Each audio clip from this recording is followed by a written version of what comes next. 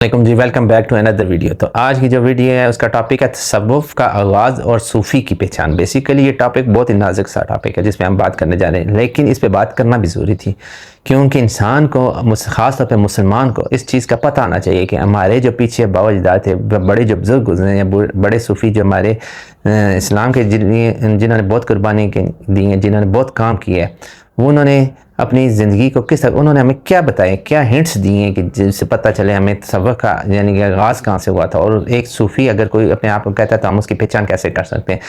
جب انسان کا دل میں یہ طلب جاگ اٹھے کہ وہ اپنی زندگی کی ترجیحات کو نئے طریقے سے تعین کرے گا، وہ اپنی زندگی کو ایک نئی نظر سے دیکھنے لگے گا، تو وہ فیصلہ کرے گا کہ اب وہ اپنی اولین ترجیح اللہ تعالیٰ کو بنائے گا۔ تو یہ طلب دراصل تصوف کی پہلی سیڑھی ہے۔ یہ وہ مقام ہے جہاں انسان خود کو اور اپنی خواہشات کو، اپنی ضروریات کو، دنیا کی چوک و چاند کو اور سب کچھ پیچھے دھکیل کر رب کی رضا کو سب سے مقدم جانتے ہوئے، یہی وہ لمحہ ہے جب ایک عام انسان کی شخصیت صوفی کی یعنی طرف پہلا قدم رکھتی ہے۔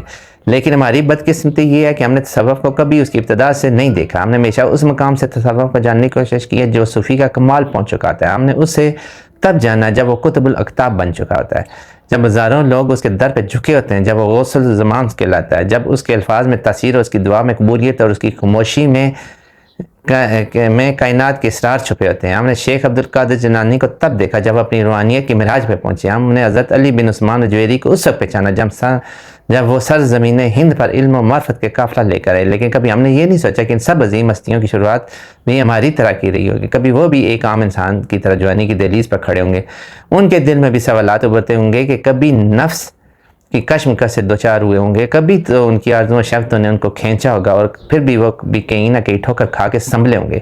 یہی وہ پہلو ہے جسے ہم نظر انداز کر دیتے ہیں۔ ہم نے تصوف کو صرف انتہا سے دیکھا، آغاز سے نہیں دیکھا۔ حالانکہ تصوف کا سب سے حسین اور سب سے سبق آموز پہلو اس کی شروعات ہوتی ہے۔ وہ پہلا قدم جو انسان نفس کو روند کر اللہ کی طرف بڑھتا ہے، اپنے نفس کو اپنے پاؤں کے نیچے روندتا ہے اور ختم کر کے اللہ کی طرف قدم اٹھاتا ہے پہلا۔ تو تصوف کا آغاز توبہ سے ہوتا ہے۔ انسان کو اپنی کوتاہیوں کا اعتراف کرتا ہے، اپنے رب کے حضور جھکتا ہے، اپنے گناہوں پہ شرمندہ ہوتا ہے اور نئے عزم کے ساتھ زندگی کو رب کی رضا کو تابع کرنے کا وعدہ کرتا ہے۔ یہ توبہ ہی تصوف کا دروازہ ہے بیسیکلی۔ جب کسی بزرگ نے کہا انسان کی ابتدا خطا ہے تو اس کی سب سے بڑی نیکی توبہ ہے۔ جب انسان اللہ کو اپنی ترجیح اول بنا لیتا ہے تو اس کی زندگی بدلنے لگتی ہے، اس کی ترجیحات، اس کے فیصلے، اس کے چلنا، بولنا، کھانا، سونا، سب کچھ بدل جاتا ہے۔ وہ دنیا میں رہتا ہے مگر دنیا اس کے دل میں نہیں رہتی۔ وہ مال کماتا ہے مگر دل مال سے خالی نہیں رکھتا۔ وہ لوگوں سے ملتا ہے مگر دل اللہ سے جڑا رہتا ہے۔ یہی وہ مقام ہے جہاں ایک انسان صوفی بنتا ہے۔ وہ صوفی جس کو زہری چارہ ڈال عام ہوتی ہے مگر باطن رب کے نور سے منور ہوتا ہے۔ تصوف کا مطلب ہے صفا یعنی پاکی، دل کی پاکی اور نیت کی صفائی، فکر کی بلندی۔ یہ وہ راہ ہے جو انسان کے اندر سے صاف کرتی ہے۔ یہی وجہ ہے کہ صوفی ظاہری طور پر سادہ ہوتا ہے مگر باطنی طور پر انتہائی گہرائی رکھتا ہے۔ اس کے الفاظ میں تاثیر ہوتی ہے، اس کی خاموشی میں حکمت ہوتی ہے، اس کی نگاہ میں روشنی ہوتی ہے، لیکن وہ مقام ایک لمحے میں حاصل نہیں ہوتا، ایک مسلسل جدوجہد کا نتیجہ ہوتی ہے وہ سب کچھ۔ یہ وہ راستہ ہے جس میں انسان کو خود سے لڑنا پڑتا ہے، اپنے نفس سے، اپنے غرور سے، اپنی خواہشات سے۔ اسے ہر لمحہ یہ فیصلہ کرنا ہوتا ہے کہ اس کا دل دنیا کے پیچھے بھاگے گا یا رب کے عشق میں ڈوبے گا، کیا وہ اپنے فائدے کو دیکھے گا یا رب کی رضا کو۔ اور جب وہ قدم قدم پر رب کی رضا کو ترجیح دینا شروع ہو جاتا ہے تو رب اسے چن لیتا ہے، اسے اپنا محبوب بنا لیتا ہے، اس کے دل کو اپنا گھر بنا لیتا ہے۔ لیکن یہ سفر کبھی خطا سے خالی نہیں ہوتا۔ صوفی بھی انسان ہوتا ہے، وہ بھی غلطی کرتا ہے، وہ بھی بھٹکتا ہے، وہ بھی تھک جاتا ہے، وہ بھی آزمائشوں سے گزرتا ہے، مگر فرق یہ ہوتا ہے کہ وہ ہر بار سنبھل جاتا ہے، ہر خطا پر توبہ کرتا ہے، ہر ٹھوکر پر اللہ کی طرف پلٹ آتا ہے۔ یہی وہ روشن ہے جو اس روشن روش ہے جو اسے رب کے قریب کر دیتی ہے۔ بیسیکلی روش کہہ سکتے ہیں آپ، یعنی روشن روش جو ہے نا، وہ ہے کہ جو اسے رب کے قریب کر دیتے ہیں۔ یہی وجہ ہے کہ صوفیاء کے ہاں سب سے زیادہ زور توبہ پر دیا جاتا ہے۔ یہ وہ جانتے ہیں کہ انسان کی سب سے بڑی کمزوری اس کا نفس ہے اور سب سے بڑی طاقت اس کا رب ہے۔ جب انسان رب کو اپنی طاقت بنا لیتا ہے تو وہ ہر کمزوری پر غالب آ جاتا ہے۔ وہ دنیا کے رنگوں میں کھو کر بھی اللہ کو یاد رکھتا ہے، وہ شہرت پا کر بھی عاجز رہتا ہے، وہ علم حاصل کر کے بھی خود کو طالب علم سمجھتا ہے، وہ عبادت کر کے بھی اللہ سے ڈرتا ہے۔ یہ سچ ہے اور یہ ایسا ہی ہوتا ہے جب آپ کو اللہ سب سے بڑی طاقت، جب آپ اللہ کے آگے سر تسلیم خم کرتے ہیں تو پھر آپ کو سب کچھ یہ دنیا چھوڑنا پڑے گی۔ آج کا جو موضوع ہے یہ بیسیکلی بہت امپورٹنٹ ہے آپ کے لیے۔ صوفیہ کا مزاج ہمیں سکھاتا ہے کہ زندگی ایک مسلسل سفر کا نام ہے، گناہوں سے نیکی کی طرف، خواہشات سے روحانیت کی طرف، دنیا سے اللہ کی طرف، یہ سفر کبھی ختم نہیں ہوتا۔ ہر دن ہر لمحہ ایک نیا امتحان ہوتا ہے۔ جو ہر لمحہ اپنی رب کو ترجیح دیتا ہے وہی کامیاب ہے۔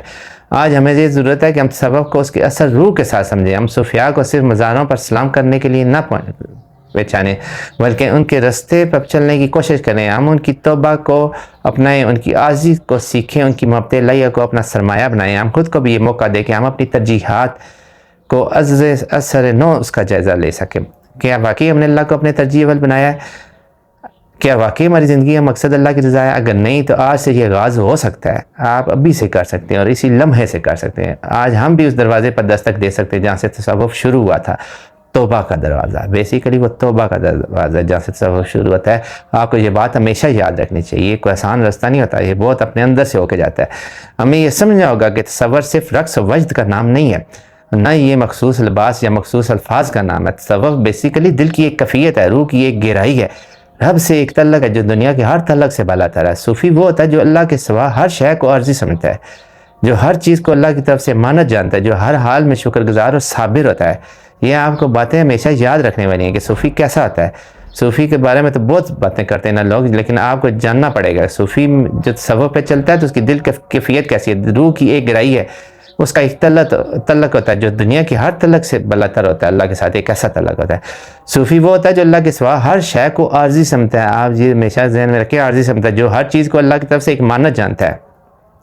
یہ نشانیاں، یہ باتیں آپ کو ہمیشہ جاننے والی ہیں۔ اس سے آپ کو دیکھ کے چلتے ہیں گے اپنی زندگی میں تو آپ کو احساس ہوگا کہ آپ زندگی کے کون سے مقام پہ کھڑے ہیں۔ آپ کا ذہنی فکری سوچ، آپ کی جسمانی سوچ اس سے مطابقت رکھتی ہے کہ نہیں ان باتوں سے؟ اگر نہیں رکھتی تو آپ اس کو جدوجہد کو جاری رکھیں، اپنے آخری زندگی کے لمحے تک اس کو جاری رکھیں۔ آپ کی کوشش کو انشاءاللہ قبول کیا جائے گا، اللہ ضرور قبول کرے گا۔ آپ کی چھوٹی سے چھوٹی کوشش قبول ہوگی۔ اور اگر ہم واقعی اس رستہ پر چلنا چاہیں تو ہمیں خود کو بدلنا ہوگا، اپنے دلوں کو صاف کرنا ہوگا، یاد رکھیں اپنے اعمال کو درست کرنا ہوگا، اپنی نیتوں کو ہمیشہ خالص بنانا ہوگا۔ یہ سب تب ممکن ہے جب ہم اپنے رب کے حضور جھک جائیں، اپنی کمزوریوں کو اعتراف کریں اور اس سے مدد مانگیں۔ ایک بات یاد رکھیں، جو انسان کہتا ہے اپنی زور سے، کوشش سے یا مسلسل اللہ پہ دباؤ ڈال کے اگر کوئی مقام حاصل کر لے گا تو یہ اس کی بہت بڑی غلط فہمی ہے۔ یہاں پہ بڑے بڑے ایسے لوگ ہوں گے، عاجز، مسکین، ایسے لوگ جو اللہ کے جانتے ہیں دلوں میں وہ کیا کر رہے ہیں، وہ عبادات میں اس طرح محو ہوتے ہیں، ان کو یہ ہوتا ہے کہ اس طرح ہوں گے تو اللہ تعالیٰ ہمیں بخش دے گا، ہمیں وہ سب کچھ عطا کرے گا جو بڑے بڑے صوفیاء علماء کو ملے۔ لیکن اصل میں یہ سب کچھ حاصل کرنے کے لیے آپ کو اللہ کی مدد چاہیے، آپ کو اخلاص چاہیے، اور وہ اخلاص اللہ ڈالتا ہے، جس بھی دل میں ڈالتا ہے اللہ ڈالتا ہے۔ جس دن وہ پیدا ہو جاتا ہے آپ کے لیے پردے، بیسیکلی یہ آپ کے سامنے ایک پردے پڑے ہوئے ہیں، آپ کی نظریں بند ہیں، آپ کا دماغ بند ہے، ایک جگہ قید ہے، وہ پھر اللہ کھول دیتا ہے۔ جب وہ کھلتا ہے آپ کو سب کچھ صاف صاف نظر آتا ہے، آپ کو پتہ چل جاتا ہے کہ آپ کی اصلیت کیا ہے اور لوگوں کی کیا ہے۔ آپ جس انسان کو دیکھتے ہیں اس کی اصلیت کیا ہے، لیکن جب تک آپ اس لوگوں کے باتوں کو جذب کرنے، ان کے غموں کو سنبھالنے کے قابل نہیں ہو جاتے تو اللہ تعالیٰ آپ کو علم نہیں عطا کرتا۔ وہ اس کی وجہ یہ ہے کہ اللہ تعالیٰ کسی بھی انسان کے ساتھ ناانصافی نہیں کرتا۔ یاد رکھیں وہ سب انسان اس کے لیے برابر ہیں، اللہ تعالیٰ سب کا ہے۔ تو اس لیے کبھی بھی خود سے کوشش نہ کریں، خدا کبھی یہ کوشش مت کریں کہ خود سے طاقت لے لیں۔ اللہ تعالیٰ خود سے دے دے تو یہ اس کی مہربانی ہے، احسان ہے۔ انسان زندگی میں آپ مثلا آپ کو مل بھی جائے، اگر آپ کسی کے دکھ درد، اس کے حالات کے بارے میں اگر جان بھی لیں، آپ کو اس بندے کا علم، نالج اللہ آپ کو دے بھی دے، تو آپ کیا کریں گے ایسے علم کو؟ آپ کیا کرنا چاہتے ہیں اس کو؟ اگر آپ کو پتہ چل گیا تو اگر آپ اس کا مرہم بننے کی کوشش کریں گے پھر تو ایک ٹھیک ہے، اگر آپ کو اس کا دور کرنے کے دکھ درد دور کرنے کی کوشش کریں گے پھر تو ٹھیک ہے، اگر آپ اپنی نیت کے مطابق اس کو ہینڈل کریں گے پھر ٹھیک ہے۔ لیکن اگر آپ میں اتنی صلاحیت نہیں ہے کہ آپ اپنے ساری فیلنگز کو، آپ کو خود پہ کنٹرول ہی نہیں ہے، تو آپ دوسرے کی کس طرح کر سکتے ہیں؟ تو اس لیے اللہ تعالیٰ سے کسی قسم کی کوئی ایسی امید لے کے اس سے ساتھ محبت مت کریں، اس سے کسی وجہ سے یہ مرتبہ اس وجہ سے نہ مانگیں، کسی طاقت کے اصول کے لیے، دولت کے اصول، یہ دنیاوی اپنی خود کو بڑا ثابت کرنے کے لیے کبھی نہ مانگیں۔ صرف اللہ کو اس کے اخلاق کے ساتھ اس کے لیے اس کو مانگیں، تو اس کو یاد کریں۔ یہی آپ سے درخواست ہے کہ مرتے دم تک صرف اس کو اس کے لیے یاد کریں بس۔ باقی جو ملنا وہ مل کے رہے گا، اللہ نے جو لکھ دیا وہ آپ کے مقدر میں آئے گا، اور اللہ تعالیٰ اپنے دوستوں کے آپ کا کیا حال ہے کہ وہ آپ کو چھوڑ دے گا جب آپ اس کو خلاصہ پہ آئے۔ یہاں پہ ایک دوست آپ کے ساتھ جب قدم پر قدم چلتا ہے تو آپ دنیا میں کتنی اس دوست کے ساتھ اس کی قدر کرتے ہیں، اس کے ساتھ سب کچھ کرتے ہیں، اس کا خیال رکھتے ہیں۔ کیا اللہ ہمارا خیال نہیں رکھے گا؟ یہ آپ کی سوچ ہے، آپ کی بھول ہے۔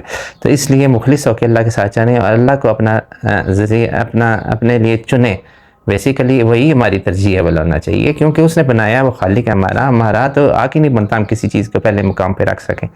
ہم تو یہ ویسے دنیا کے جاؤ جلال میں باتوں میں پھنسے پڑے ہوئے ہیں، ٹینشنوں میں پھنسے ہوئے ہیں، ہمیں اللہ کی طرف رجوع کرنا چاہیے، اللہ کو ہمیشہ ٹاپ پرائرٹی پہ رکھنا چاہیے۔ تو آخر میں آپ سے یہ کہنا چاہوں گا کہ اللہ تعالیٰ کسی کا حال اس وقت تک نہیں بدلتا جب تک وہ خود اپنے حال کو نہ بدلے، یہ بات ہمیشہ یاد رکھیں۔ اور جس دن ہم نے یہ فیصلہ کر لیا کہ ہماری پہلی ترجیح اللہ ہے، ہماری زندگی کا مقصد صرف اس کی رضا ہے، اسی دن سے ہماری تقدیر بھی بدل جائے گی۔ سیدھی سی بات ہے، ہمارے دل بھی بدل جائیں گے اور شاید ہم بھی اس قافلے کے مسافر بن جائیں جنہیں دنیا صوفی کہتی ہے اور وہ رب کے محبوب ہوتے ہیں، شاید ہم بھی اس قافلے کے ساتھ بن جائیں۔ اللہ تعالیٰ ہماری ان سب کوششوں کو قبول فرمائے اور ہماری اس نیتوں کو، ہمارے اعمال کو، ہماری سوچوں کو درست کر دے۔ ہمیں کسی بھی چیز کے اصول کی خاطر اللہ کو یاد کرنا نہ پڑے، ہمیں صرف اللہ کو اس کی رضا کے لیے اس کو چاہیں، اس سے پیار کریں، اس سے محبت کریں اور صرف اس سے اتنا چاہیں کہ وہ ہم پہ اپنے رحم فرما دے، ہماری غلطیوں کوتاہیوں گناہوں کو معاف فرما دے، ہمارے دنیا سے جو ہم سے غلطیاں کوتاہیاں ہیں ان کو معاف فرمائے اور آخرت میں ہمیں اپنے ساتھ لے کے جائے۔ اس قبر جو گیٹ آف وے ہے بیسیکلی جہاں سے ہم نے گزرنا ہے، اس سے ہمیں آسانی سے گزار دے، ہماری موت کو آسان کر دے، ہمیں اپنے ساتھ سے گزارے، ہمیں محسوس ہی نہ ہو۔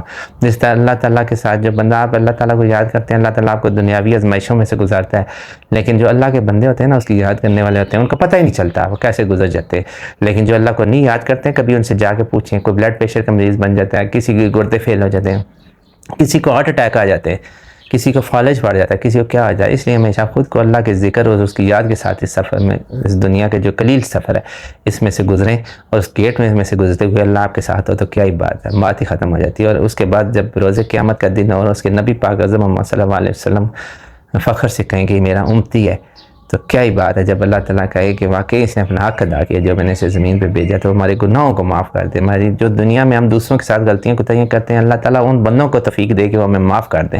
ہم سے جو غلطیاں ہوئی ہیں ان کے لیے اللہ ان کو اتنی عقل، ان کا شعور اور ان کے دل کو نرم کر دے کہ وہ ہمیں معاف کر دیں اس دنیا میں۔ اگر وہ ہمیں معاف کر دیں گے تو انشاءاللہ ہم سیدھے اللہ تعالیٰ کے دامن میں جائیں گے۔ جنت اور دوزخ تک بہت لیٹ کا تصور، بہت بعض میں ملتی ہے۔ میں کہتا ہوں اللہ ساتھ ہوگا آپ کے، تو آپ کو کیا چاہیے؟ بیسیکلی آپ کو پھر کچھ چاہیے نہیں، جنت ہی جنت ہے۔ اللہ آپ کے ساتھ ہے تو جنت ہی جنت ہے، بات ختم۔ نہیں ہے تو دوزخ ہی دوزخ ہے۔ بے شک وہ بخشے ہم جائیں گے، لیکن ہمارے جو ہے اس دنیا میں مقصد ہم پورا نہیں کر سکے، ہم فیل ہوئے۔ ہمیں اللہ کو صرف اس لیے یاد کرنا چاہیے کہ اللہ کی بس ساتھ ہو، بس یہ جنت ہی جنت ہے۔ اور جنت کو چھوڑ دیں، وہ آپ کو ضرور ملے گی، کیونکہ آپ اس نبی کی امتی، آپ کو اس نے پیدا کی ہے۔ ہمارے لیے بہت فخر کی بات ہے، ہم اس نبی کی امتی ہیں جو ہمیں بخشوا لیں گے، جتنے مرضی گناہ گار ہوں گے، گناہوں کی سزا پا کے ہم نے جنت میں جانا ہے۔ لیکن جو اللہ کے منظور نظر ہو گئے، جن کے ساتھ اللہ ہو گیا، تو ان کی تو کیا ہی بات ہے۔ اللہ تعالیٰ ہمیں اپنے دوستوں کی سب سے فہرست میں سب سے آخری نمبر دے دے تو یہ بہت بڑی بات ہے۔ اللہ تعالیٰ سے دعا کرتے ہیں اللہ تعالیٰ ہمیں اپنے دوستوں میں کر لے اور ہمیں اپنے دوستوں میں سے آخری نمبر عطا فرمائے، آمین ثم آمین۔ اور آپ سب کو ہدایت دے، اور آپ کو آج پتہ چلا ہوگا کہ صوفی کسے کہتے ہیں۔ کوشش کی ہے کہ آسان اور شارٹ طریقے سے آپ کو سمجھا سکیں بیسیکلی تصوف اور صوفیزم ہے کیا۔ آپ کو بہترین اس کے فرسٹ سٹیپ کے بارے میں پتہ چل گیا ہوگا۔ امید کرتا ہوں یہ ویڈیو آپ کی بہت ساری رہنمائی کا سبب بنی ہوگی۔ اگر آج کی ویڈیو آپ کو اچھی لگی ہو تو اسے لائک اینڈ شیئر کریں اور چینل کو لازمی سے سبسکرائب کر دیں۔ ملتے ہیں نیکسٹ ویڈیو میں جی، اللہ حافظ۔